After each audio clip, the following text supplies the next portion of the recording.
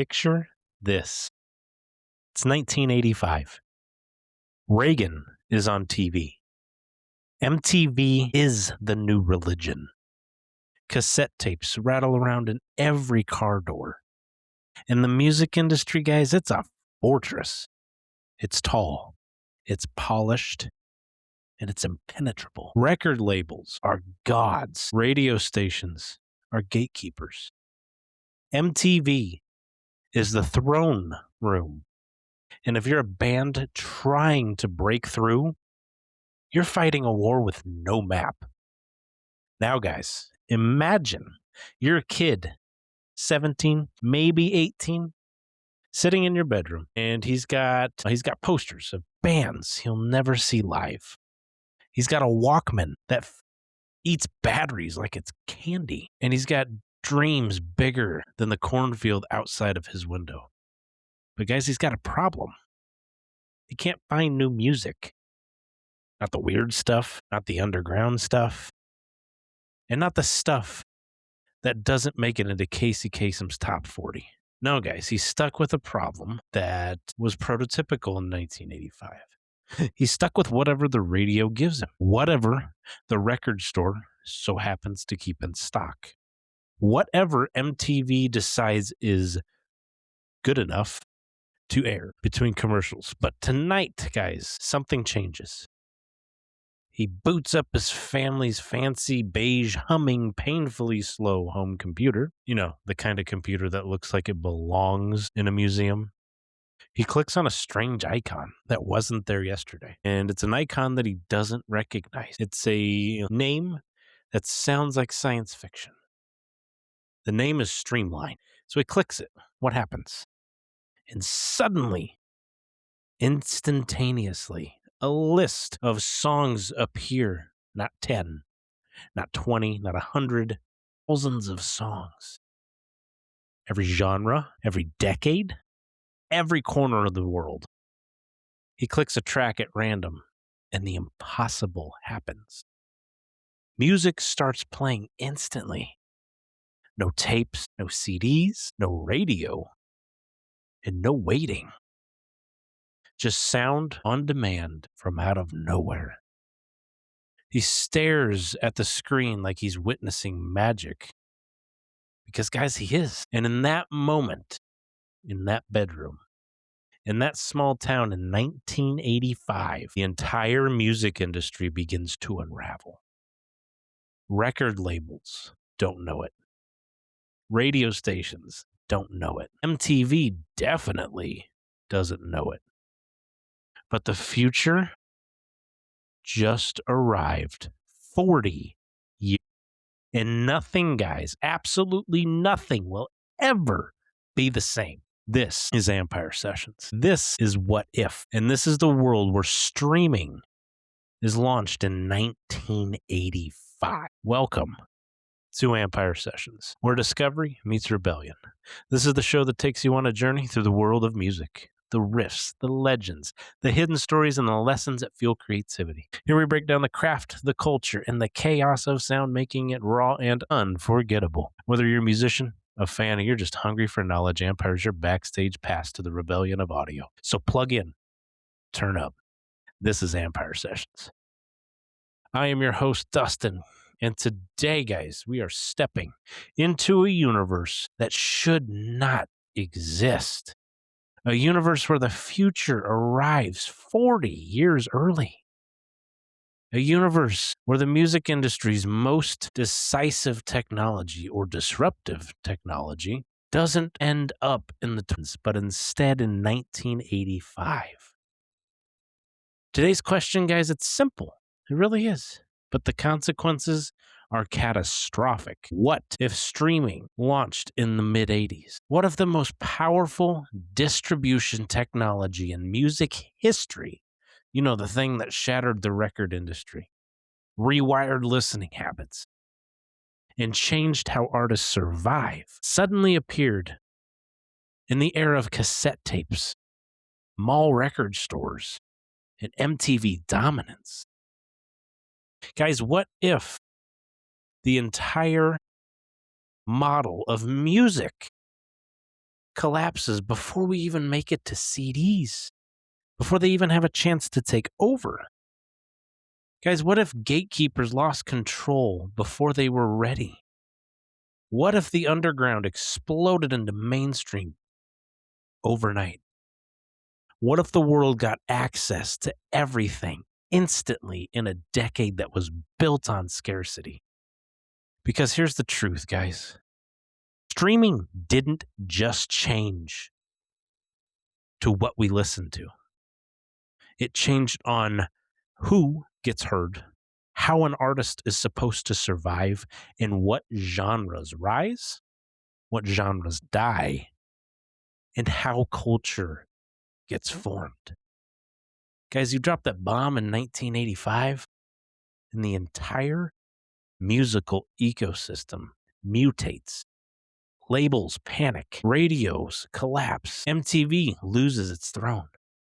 Genres evolve differently, careers rise, and they fall in ways that feel impossible in our timeline.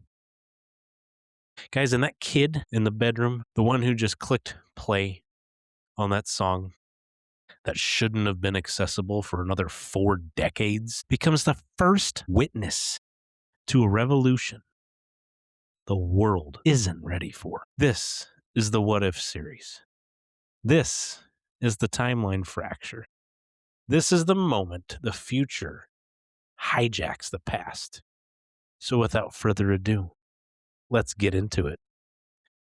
To understand what streaming would destroy in 1985, we have to understand what the world looked like in 1985, right? So, because this was a vast and just a different decade, it was a different ecosystem. It was a different economy. It had different technological realities, a different cultural band stream. And dropping streaming into this world is like dropping a smartphone into ancient Rome. It doesn't just disrupt the system, it breaks it. Let's walk through the landscape, shall we? The music industry was a fortress in 1985, guys. The record industry was at the height of its power. Labels literally controlled everything. They got to control what got recorded, what got promoted, what got distributed, what got played on radio, what got stocked in stores, and what got shown on MTV. Guys, if you weren't signed, you didn't exist. You didn't get radio play. You didn't chart. If MTV didn't like your video, you didn't create a breakthrough for yourself. Guys, the industry wasn't just a gatekeeper. It was a monarchy. Streaming is the guillotine to that. MTV was the cultural superpower of the 80s. MTV wasn't just a channel. It was the sun around the whole entire musical world. Okay? If MTV played your video, you became a star. If they didn't, guys, you were just invisible. They controlled multiple aspects, trends, fashions, genre popularity, artist image, youth culture. Streaming would be that powerful. Streaming would rip that power away instantly. Because if kids can catch any video or can watch any video at any time, MTV, guys, back then becomes an option, not an essential. In 1985, guys, that was unthinkable. Radio literally was the whole point of musical discovery back then. It was the gatekeeper. Radio wasn't background noise, guys. It was a primary way people discovered new music. Radio stations were tightly formatted. You had top 40, rock, adult contemporary, R&B, and country.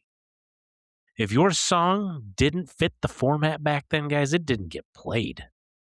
And if it didn't get played, guys, it didn't chart. And if it didn't chart, sad to say, it didn't sell. Streaming obliterates this entire structure. Suddenly, discovery isn't controlled by a program director, guys. It's controlled by the listener.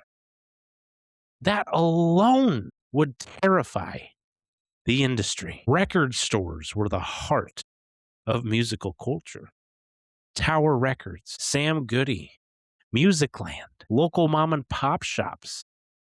These weren't just random places for music, man. They built culture. If you browsed, you talked to clerks, you took risks on album just based off their cover art. You saved up for weeks to buy a cassette or vinyl.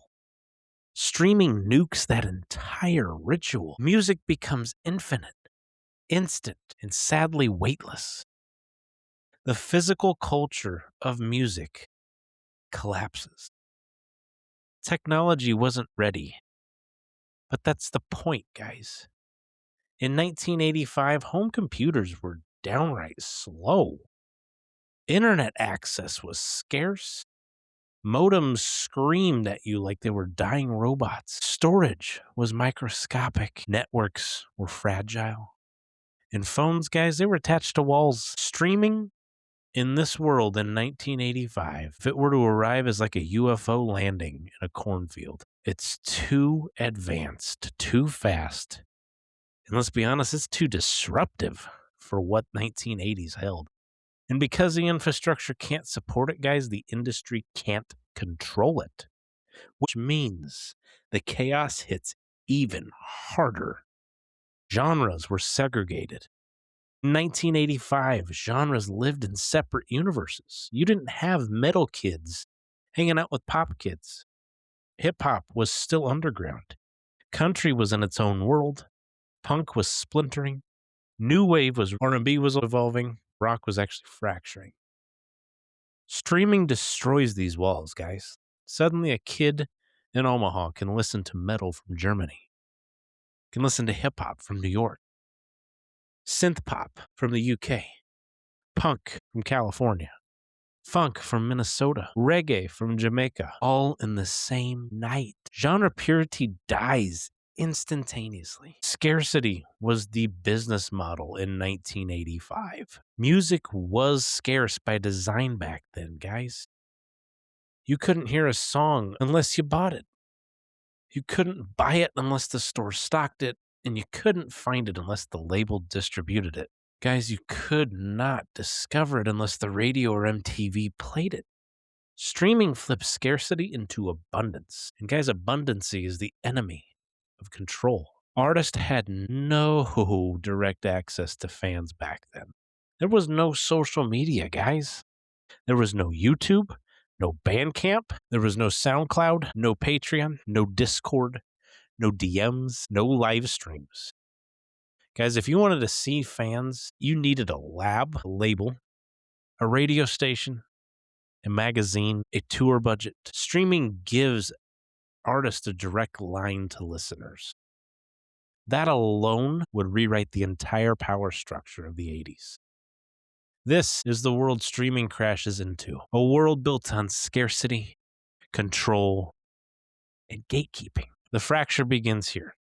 This is the moment streaming detonates inside the 1985 musical ecosystem. It doesn't detonate slowly, not gradually, not politely.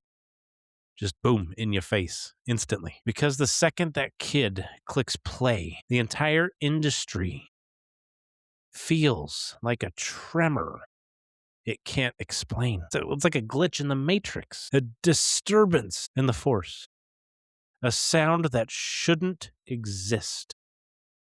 And guys, the shockwaves start spreading. Let's walk through the first wave, shall we? Let's walk through the first 5 years, 1985 to 1990, and watch and look and see how the world mutates in real time. One, record labels, they panic at first. The labels don't understand what is happening at the time, but they know it's bad. They see a sudden drop in cassette sales, a mysterious dip in vinyl revenue. Kids start talking about this new thing online. Songs start circulating without physical copies. Technology they didn't authorize, license, or control. And because it's the 1985, they don't have the vocabulary for what this is. They call it piracy. They call it a virus, a hacker attack, a black market network, or a threat to national security. They don't realize it's the future. And here's the thing. Here's the kicker to them. They can't stop it. Not with lawsuits, not with legislation, not with distribution control. And sure as hell, they cannot control music, not with radio. And they can't control it with the big powerhouse back then, MTV. The fortress has a crack in it, guys, and it's widening. The second is MTV loses its monopoly overnight. If anyone doesn't know, MTV was literally the powerhouse in the mid-80s. When you wanted music, what'd you flip to? MTV. Wasn't like nowadays where you had thousands of reality shows, which is boring. You're not music television anymore. You went away from what you were. But either way, MTV loses its monopoly overnight. MTV's entire power, it came from scarcity, guys. If you wanted to see a new music video, you had to wait for MTV to play it. If you had no control, you had no choice. You were at the mercy of the rotation. Guys, streaming obliterates that.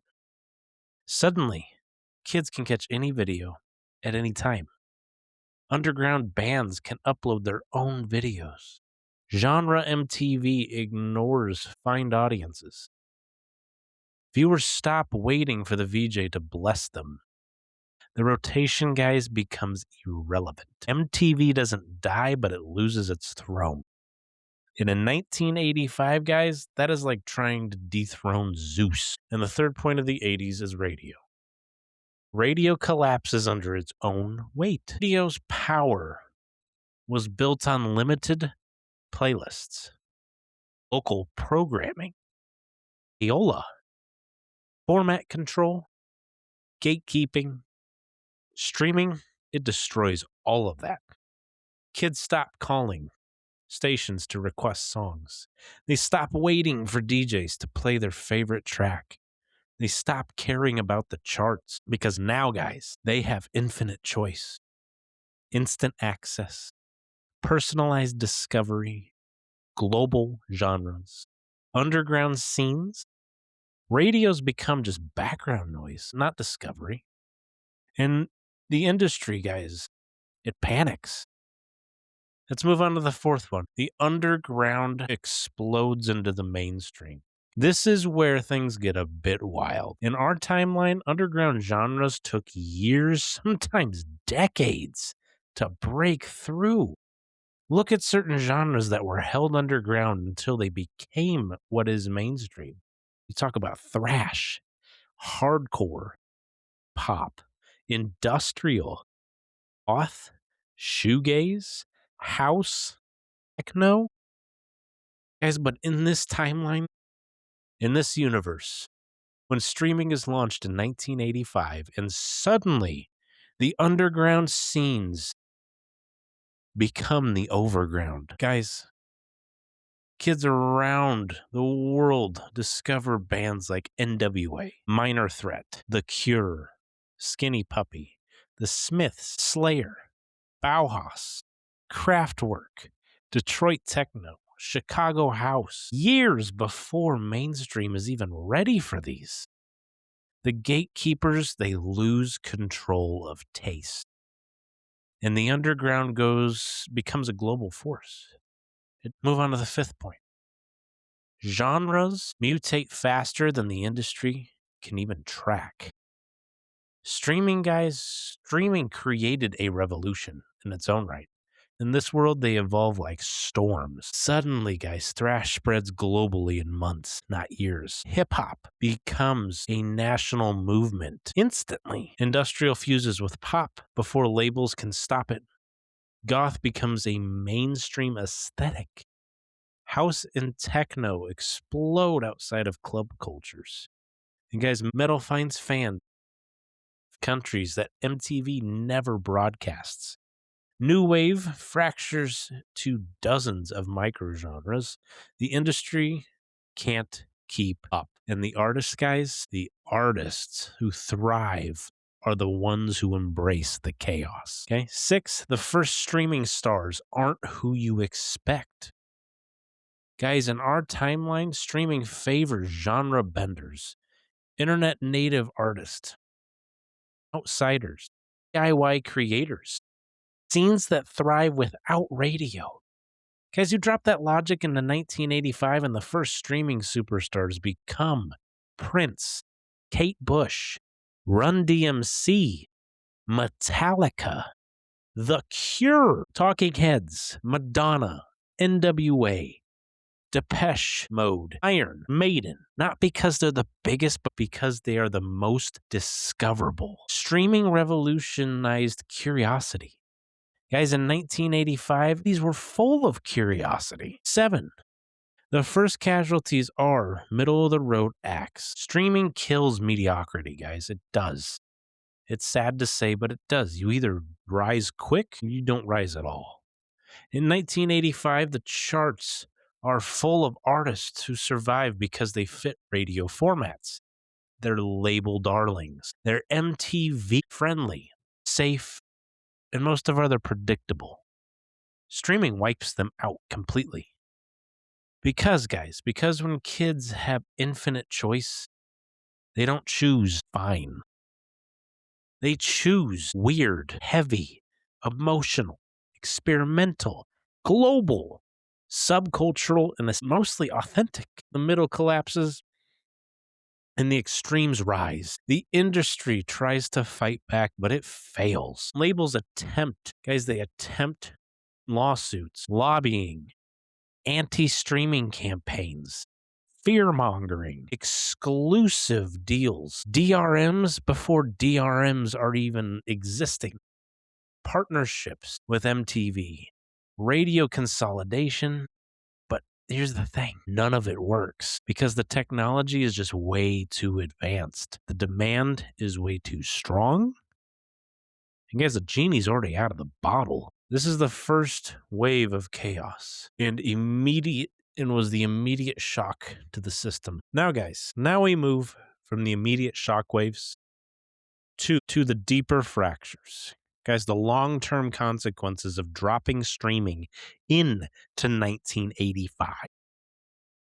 This is where the alternate universe stops looking like our world, but it has a twist, and it starts looking completely different.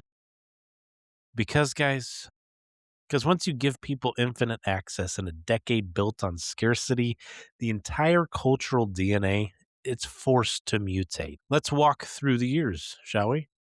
Let's go, instead of 5, let's jump to 10 or 15 years. So we start in the mid-'80s, and now we jump into the 90s. And watch how everything changes. Late 80s into the 90s. The 90s never become the 90s. This is such a key point. This is the first massive divergence in our world. The 90s were shaped by grunge, alternative rock, hip-hop's massive explosion, metal's evolution, industrial's rise, R&B's dominance, and guys, the birth of electronic dance music. But in this universe, guys, streaming accelerates everything. Genres don't get the time to rise and fall as you would think in the 90s, right? The 90s become a decade of hyper-evolution, not slow cultural waves. Instead of grunge takes over, hip-hop takes over, pop takes over, everything takes over. Simultaneously, the decade becomes chaotic, diverse, unpredictable, and forces a cultural supernova. Second, grunge doesn't become monoculture. In our timeline, grunge dominated in the early 90s because MTV pushed it. Radio followed it. Labels flooded the market. The industry needed a new sound. But in this universe, guys, streaming prevents monocultures. Kids in 1991 aren't limited to what MTV plays. They're exploring Seattle's grunge, New York's hip-hop, UK's goth, German industrial, Brazilian metal, Detroit techno, Japanese city pop, Chicago house, LA punk, Minneapolis funk. Grunge still exists, guys, but it never becomes the only sound. Nirvana is still huge, but so are dozens of other scenes that never get the mainstream oxygen in our timeline. Okay? Talk about the third one. Hip hop becomes global a decade early. Streaming is rocket fuel for hip hop. In our world, hip hop spreads through mixtapes, radio, MTV, word of mouth, touring. Guys, in this universe, it spreads through instant access. Kids in Nebraska, London, Tokyo, and San Paulo discover Run DMC, Public Enemy, NWA, Eric B. and Rankin, LL Cool J, Boogie Down Productions, years before the mainstream is even ready for this, guys. Hip hop becomes a global force by 1988, not by 1998. The cultural impact is massive. Okay? Metal's evolution goes nuclear. Streaming in 1985 means thrash spreads globally in months. Death metal finds fans outside of Florida instantly. Black metal escapes Norway before the church burnings. Power metal becomes international.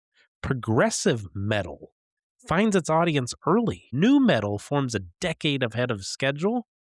Metal becomes a tribal organism, not a religion. Bands like Metallica, Slayer, Sepultura, Iron Maiden, Halloween, Death, Morbid Angels, Bathory explode worldwide long before labels know what's even happening.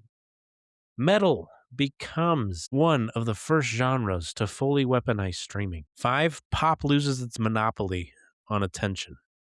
In our timeline, guys, pop dominates because radios play it. MTV pushes it and labels invest in it. It's accessible. But in this universe, streaming breaks that monopoly. Pop still exists, but it's no longer the default. Kids don't have to listen to what's popular. They listen to what resonates. What resonates is weird, emotional, heavy, experimental, subcultural, global. Guys, pop becomes one flavor, not the main course. Guys, 6, the album dies in the 80s, not in the 2010s. This is one of the largest and biggest shifts. Streaming kills the album format decades early. In our world, the album dies slowly. Napster, 1999. iTunes, 2003. Spotify in 2010. But in this universe, the album dies immediately. Kids in 1985 don't want to buy a $12 cassette tape just to listen to a song. They want instant access to the track they love. And labels panic. Artists adapt. Singles become the dominant format. The album era ends before CDs even get a chance to take over. 7, the CD boom never happens. This is huge, guys. In our timeline, CDs saved the industry. You had higher prices, higher profit margins, mass adoption, rebuying old catalogs. But in this universe, guys, why buy a CD when you can stream the song instantly? The CD boom collapses before it begins. The industry loses billions. Labels lose their financial cushion. Artists lose the era of massive physical sales. The entire economic structure of music collapses a decade early. Guys, the 90s internet arrives faster. Streaming forces technological evolution. To support the demand, the world has to accelerate, right? So you have broadband, you have compression algorithms, home computing, networking, digital storage, early mobile devices. The internet becomes a priority, not just a novelty. The 90s become more digital, more connected, and more chaotic. 9 subcultures become supercultures. Streaming gives niche genres global reaches. Goth, industrial, shoegaze, hardcore, techno, house, black metal, ambient, noise, trip hop, drum, and bass. In our world, guys, these scenes stay underground for years. This universe, they explode. The world becomes a mosaic of microcultures, each with millions of fans. 10. The artists. Guys, the artist-fans relationship evolves decades early.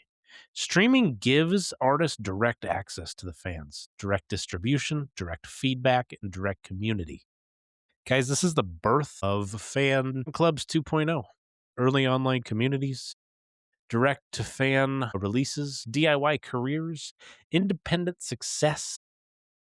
Artists no longer need labels to survive. The powers shift.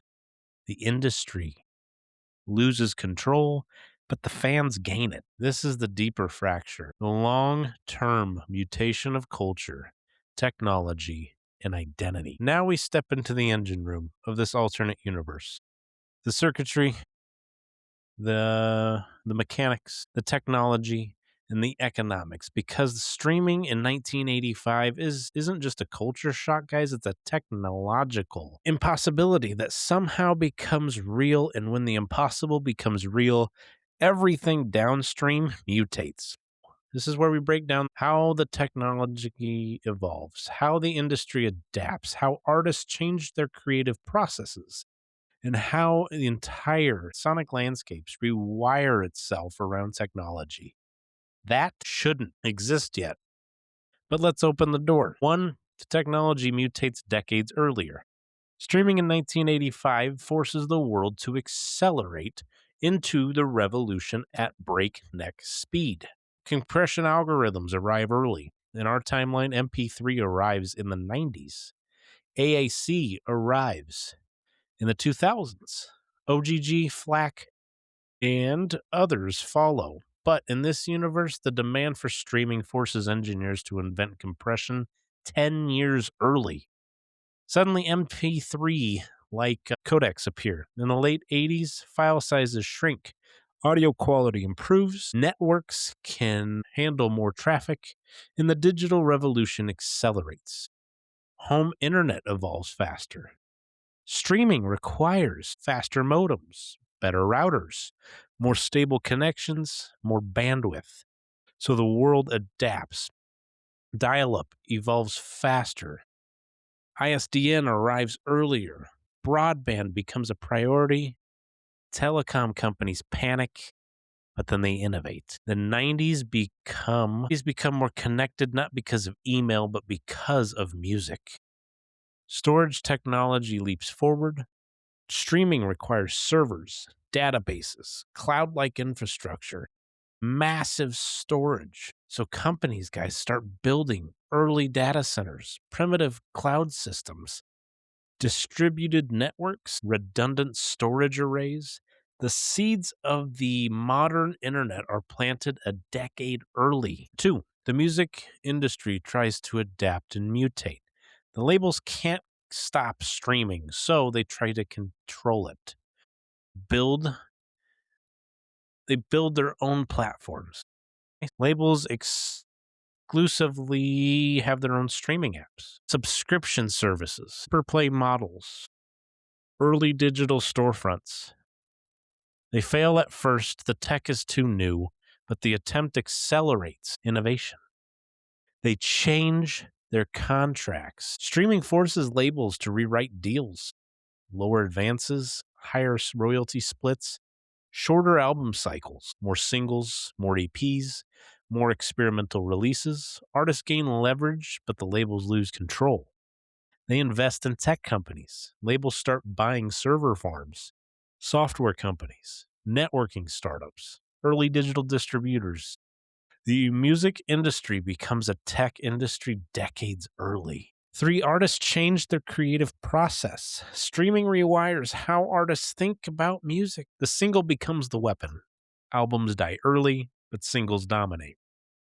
Artists release one song at a time, constant drops, rapid experimentation, genre hopping, shorter tracks, more hooks, more immediacy. The creative cycle accelerates, genres blend faster. Streaming exposes artists to global sounds instantly. A metal band in 1987 hears Detroit techno, Japanese city pop, Brazilian thrash, UK goth, New York hip hop, and then they start blending. Norm purity dies. Innovation explodes. Your DIY artists rise early. In our timeline, DIY culture explodes in the 2000s.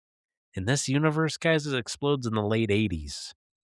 Artists realize they don't need a label. They don't need a radio. They don't need MTV. And they don't need physical distribution. All they need is a computer, a modem, a fan base. The indie revolution arrives 20 years before. Production evolves to serve the stream. Streaming changes how music is produced. Shorter intros, because listeners skip instantly. Louder mixes, because early compression destroys dynamics. Cleaner vocals, because low bitrate audio muddies distortion. Simpler arrangements, because early streaming struggles with dense mixes. More repetition, because hooks survive.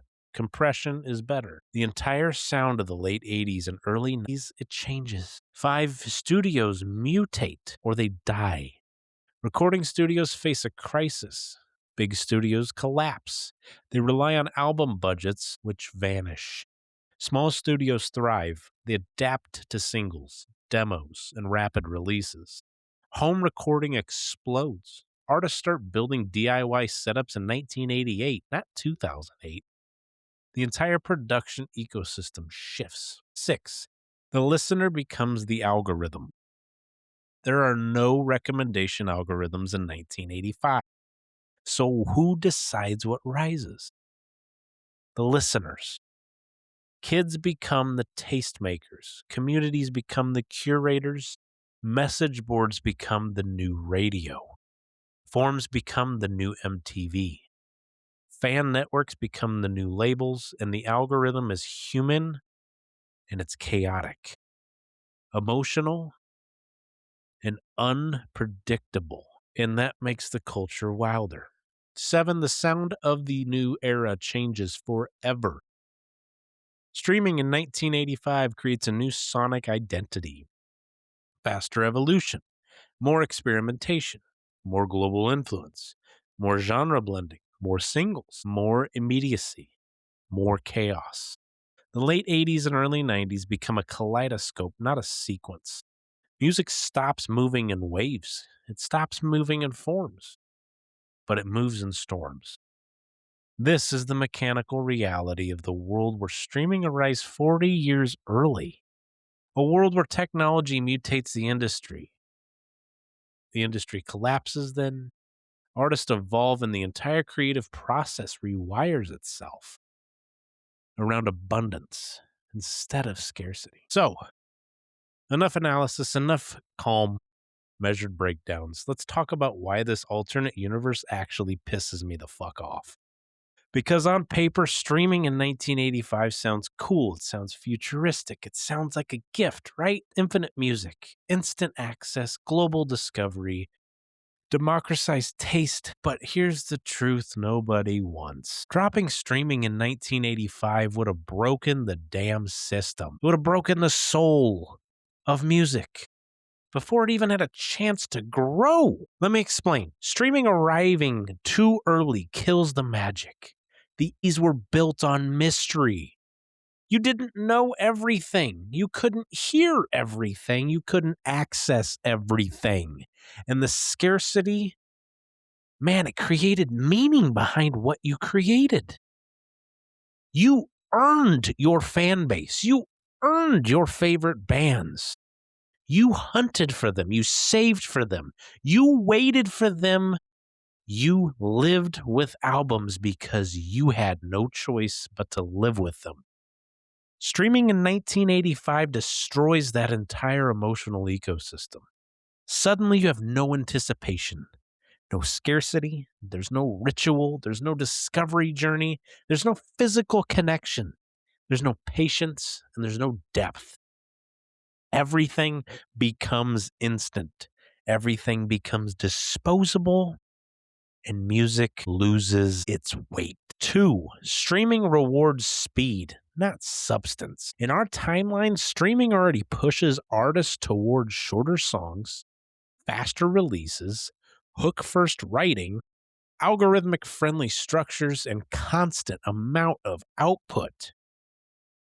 Guys, now imagine that pressure in 1985 when artists are still learning how to use synthesizers, drum machines, samplers, and early digital gear.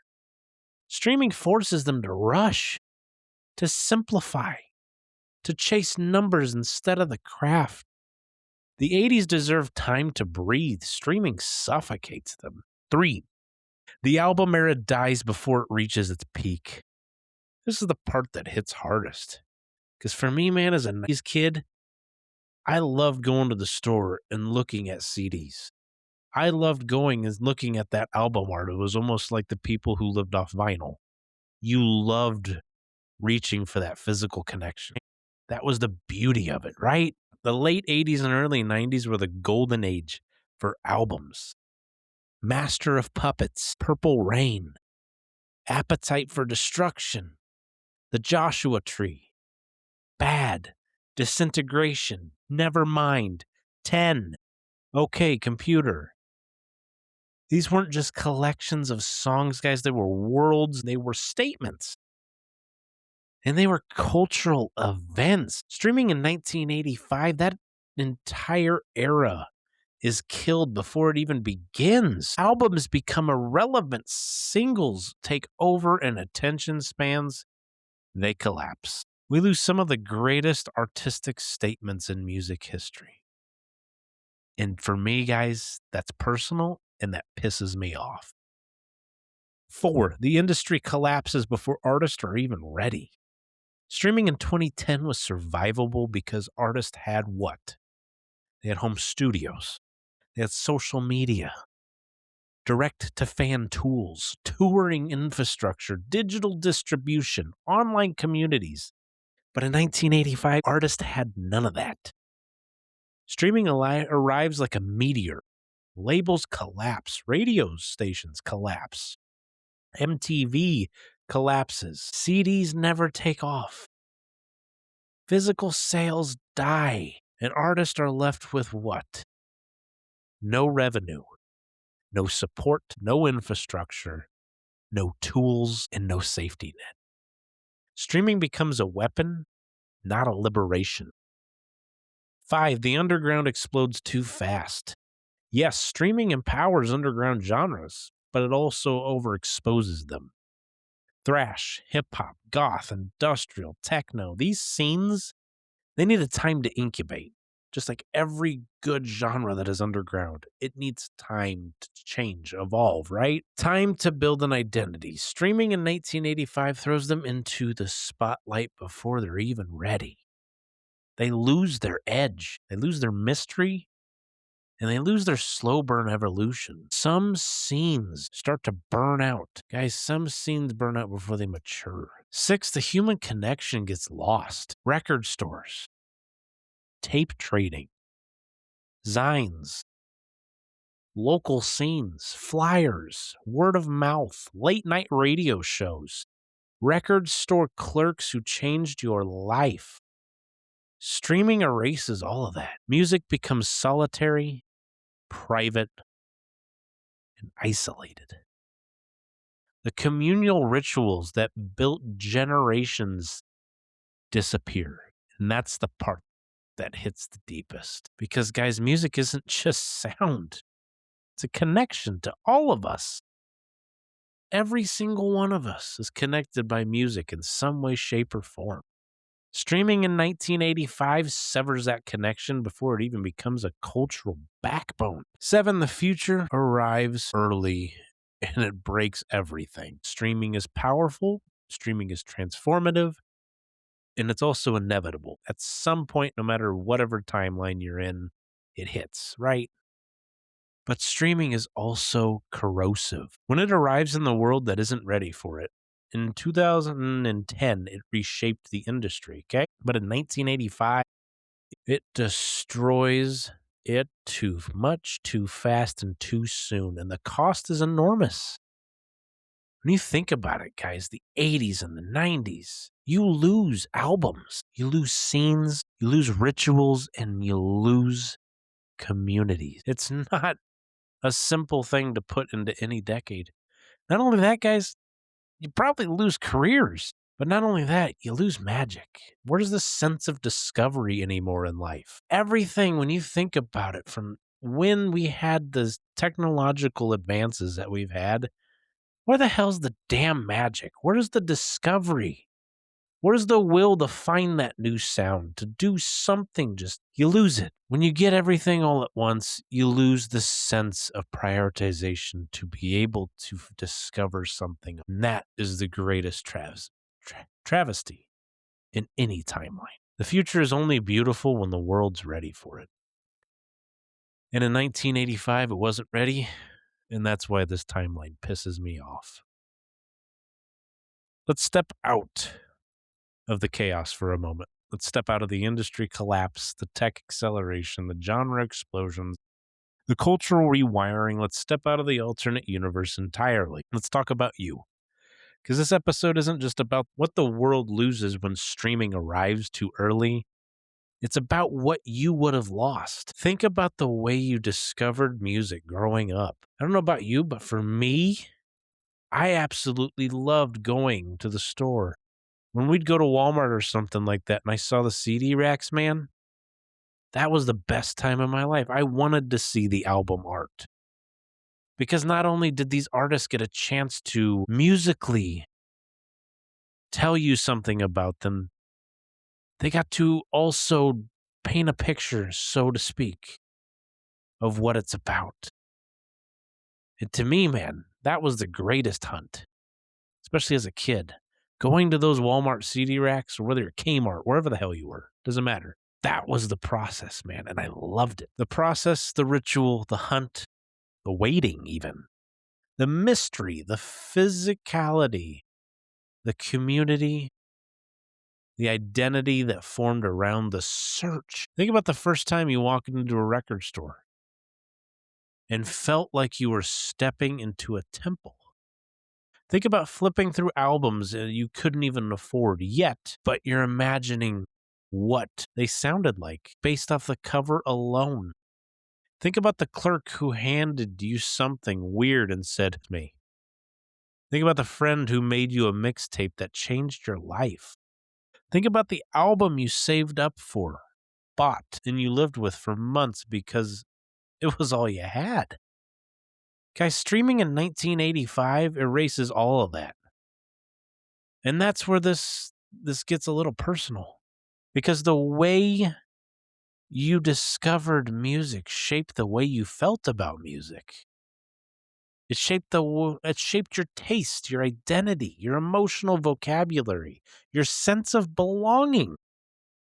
Guys, your sense of self. If streaming had existed in 1985, I guarantee you your entire musical DNA would be different. Maybe you wouldn't have found the band you saved your money for. Maybe you wouldn't have had the patience to sit with the albums that rewired your brain. Maybe you wouldn't have built the rituals that grounded you. Maybe you wouldn't have formed the friendships that saved and shaped your life. Maybe you wouldn't have become the person who listens the way you listen now. And that's the heart of this reflection, guys. This isn't nostalgia. This isn't the old days were better, quote unquote. This is about recognizing the way you found music, how it mattered just as much as the music itself. It mattered that you had to search for it. It mattered that you had to wait for it. It mattered that you had to commit to it.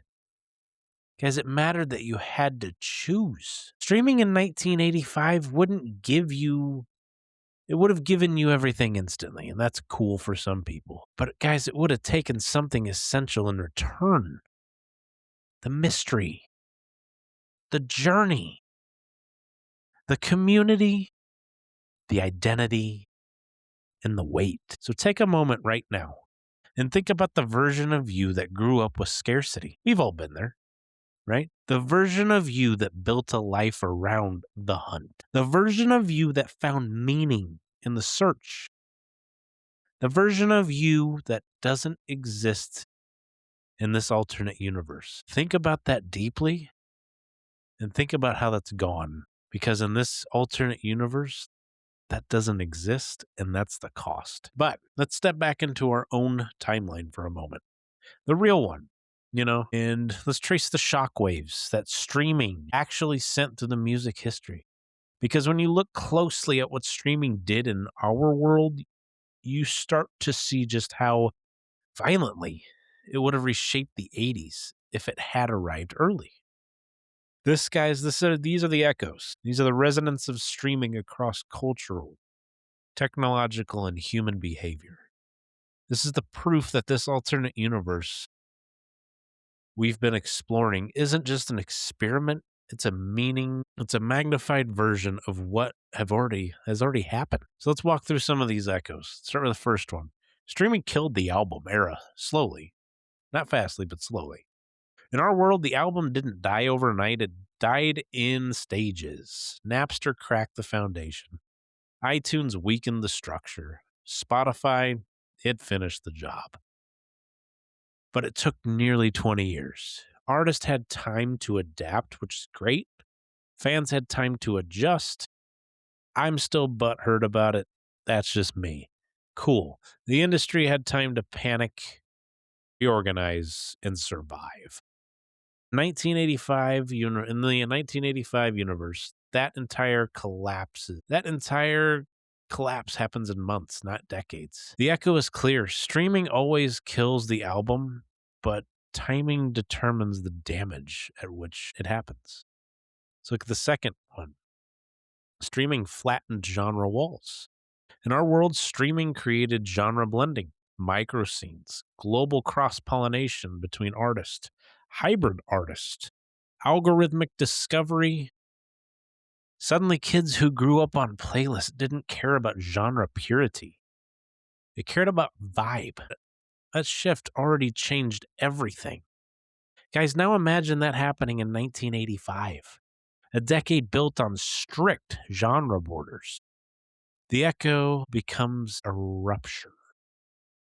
Let's look at the third one. Streaming made the listener the gatekeeper in our world. Streaming listeners control choice, power, influence. Guys, radio lost its grip.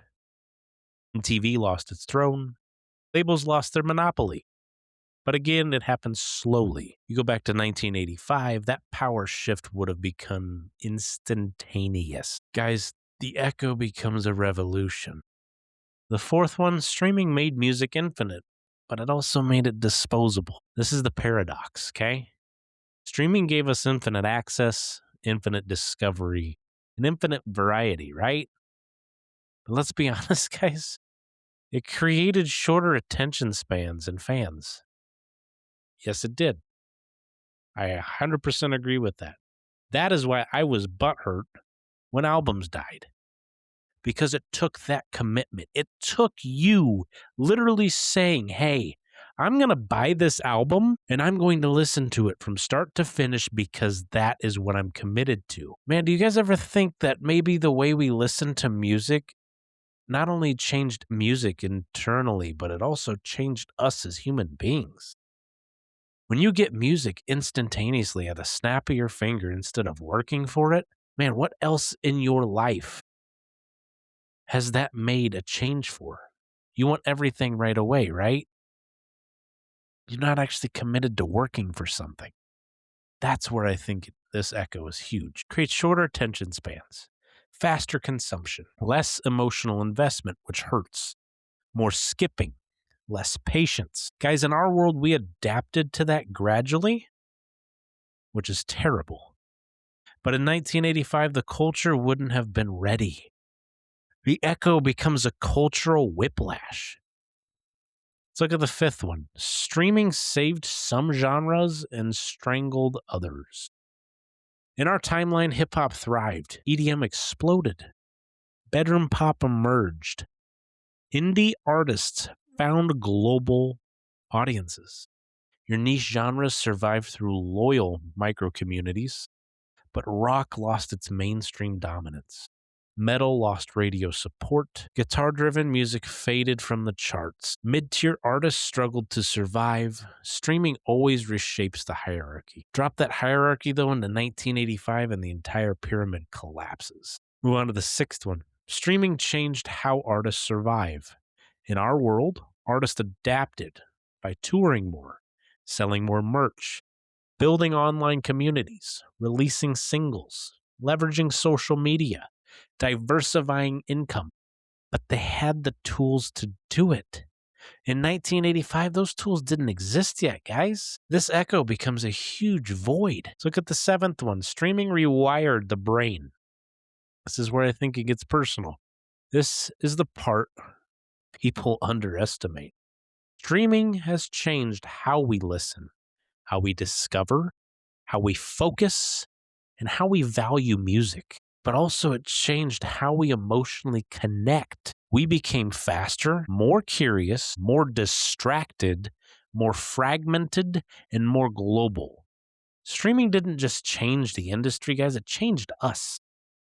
Now imagine that neurological shift happening in the 1980s to a generation raised on scarcity, patience, and physical media.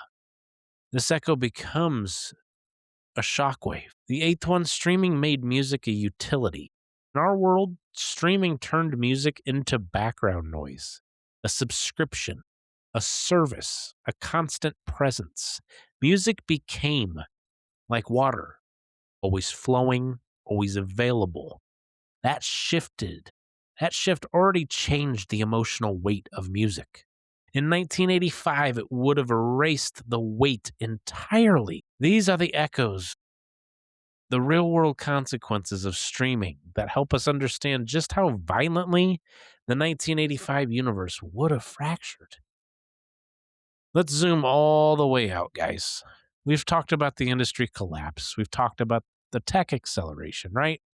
We've talked about the genre explosions and the cultural rewiring, but now we widen the frame to an absolute limit. Because streaming 1985 doesn't just change music, it changes society. It changes how people think, how they connect, how they form identity, and how they build communities, how they understand themselves. This is the part of the timeline fracture that hits the deepest, the part where the future arrives too early and reshapes the emotional architecture of an entire generation. Let's step in to the bigger picture. The world becomes global before it's ready. In our timeline, globalization of culture happens slowly. MTV, cable TV, the internet, social media, smartphones. But in this universe, guys, streaming globalizes music instantly. A kid in Omaha has the same access as a kid in Tokyo, London, Laos, in Sao Paulo. That sounds beautiful, and it is, but it also creates cultural whiplash. Local scenes lose their incubation period. Regional sounds lose their identity. Global taste forms before local culture matures. The world becomes connected, but also homogenized. 2, the psychology of scarcity collides with the reality of abundance. 1985 is a decade built on waiting, saving, hunting, commitment, patience.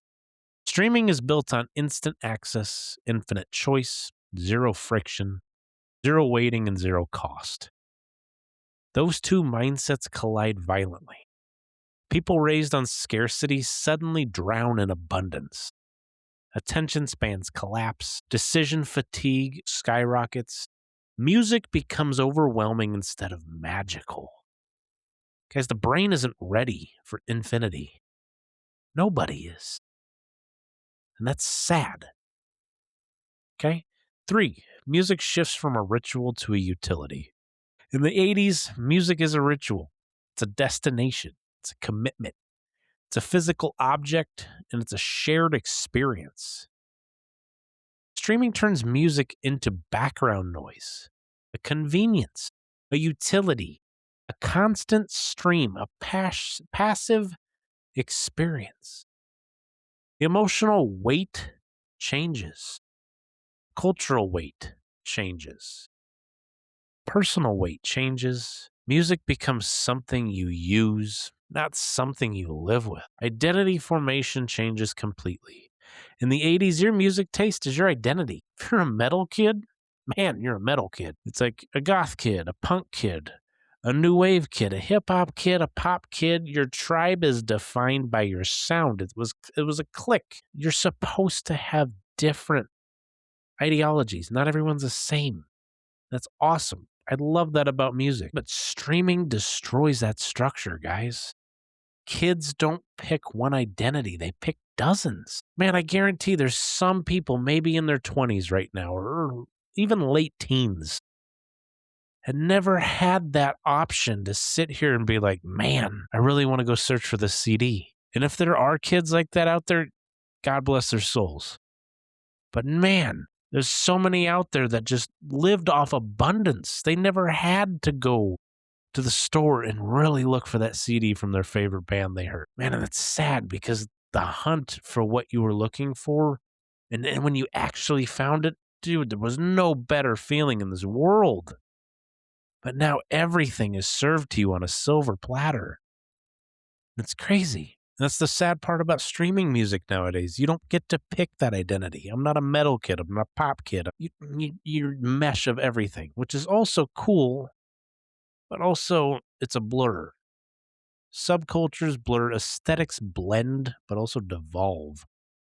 Tribes dissolve, identity becomes fluid decades before society is ready for that kind of fluidity. Some people thrive, some people feel lost. 5, local scenes collapse before they can even become legends. Seattle, Detroit, Minneapolis, New York, Chicago, Los Angeles, Manchester, Berlin.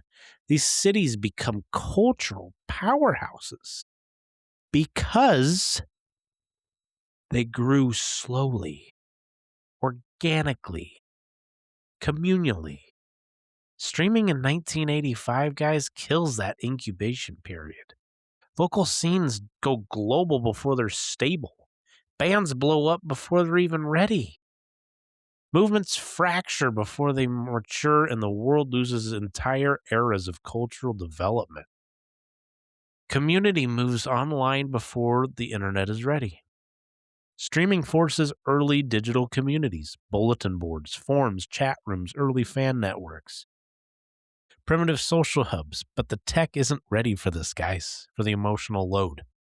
People try to build a community in spaces that can't support it. Connections become fragile, miscommunication becomes rampant, loneliness increases even as access expands. The digital age arrives early, but without the emotional infrastructure to handle it. And that's something I really want you guys to look at the bigger picture of, too. In the world we live in currently nowadays, that maybe we're living in a world that technology is way too advanced for even what we're living in right now.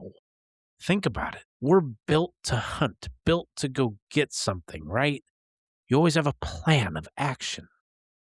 What happens to you when the technology that you have built gives you everything you could ever want? You feel like you don't have to do anything. For me, man, it's the same thing with streaming. I really think that technology has ruined what it actually means to become a human. You know? Let's move on to the next one. Authenticity becomes a crisis. In the East, authenticity is tied to scenes, subcultures, physical presence, live shows, word of mouth. Streaming makes authenticity performative decades early. Artists chase numbers, fans chase aesthetics, scenes chase virality. Identity becomes curated instead of lived. The world becomes self-aware before it becomes self-understanding. Let's look at the next one. 8, the cultural timeline accelerates beyond human pace. This is the deepest fracture. Streaming speeds up trends, genres, movements, aesthetics, careers, attention, and evolution. The world moves faster than people can emotionally process. The 80s lose their innocence.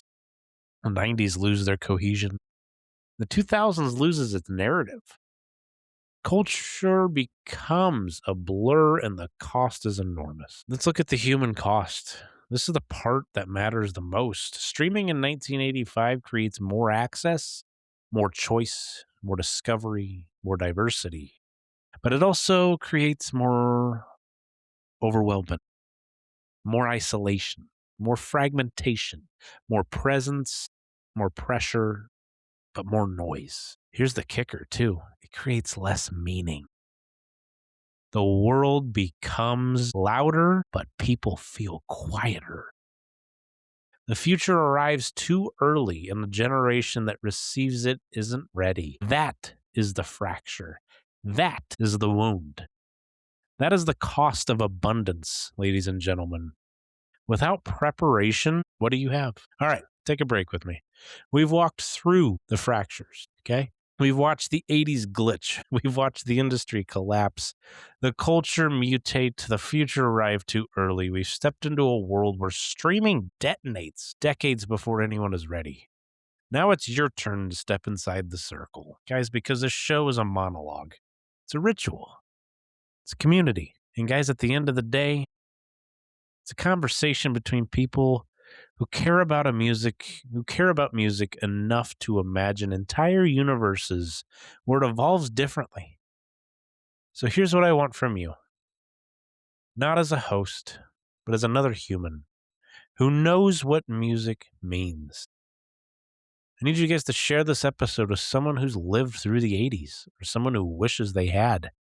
Someone who remembers tapes, vinyls, VHS, record stores, mixtapes, MTV, the mystery, the waiting, the magic. Or someone who only knows the 80s through playlists and nostalgia. Guys, this episode hits differently when you've lived through both worlds. And finally, guys, if you want the full Amypre Sessions experience, full-length video episodes, exclusive interviews, members-only discounts, live links, and much, much more, guys, join the Backstage Pass.